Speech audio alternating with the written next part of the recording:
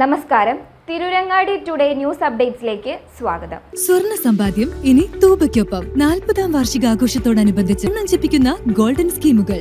മാസ നിക്ഷേപ പദ്ധതി മുതൽ പ്രത്യേക മംഗല്യാൻ സ്കീമിലൂടെ പണിക്കൂലിയില്ലാതെയും പണിക്കൂലിയിൽ കിഴിവുകളോടെയും രജിസ്റ്റർ ചെയ്യാനും കൂടുതൽ അറിയാനും 9084 നിങ്ങളുടെ ഇഷ്ട സ്വർണ്ണമണിയാം ഇഷ്ടം പോലെ.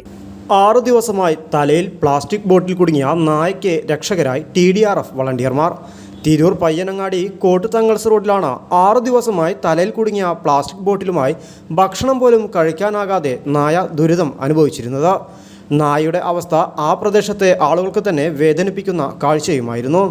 ഇതോടെയാണ് സംഭവം അറിഞ്ഞ താലൂക്ക് ദുരന്ത നിവാരണ സേന വളണ്ടിയർമാർ സ്ഥലത്തെത്തി നായയെ പിടികൂടി പ്ലാസ്റ്റിക് ബോട്ടിൽ നിന്നും മോചിതനാക്കിയത്.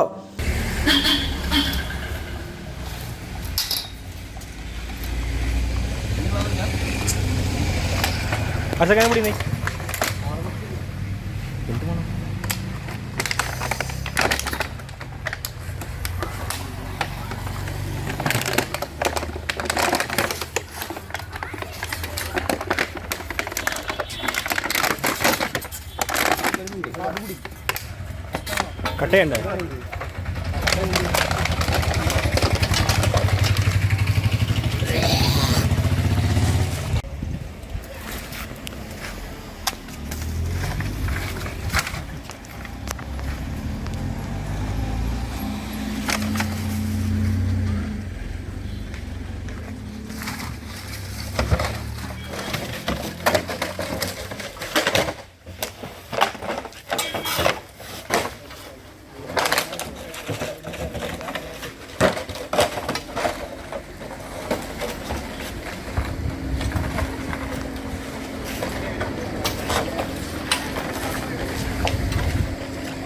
ആ വണ്ടി വയ്ക്കോട്ടെ.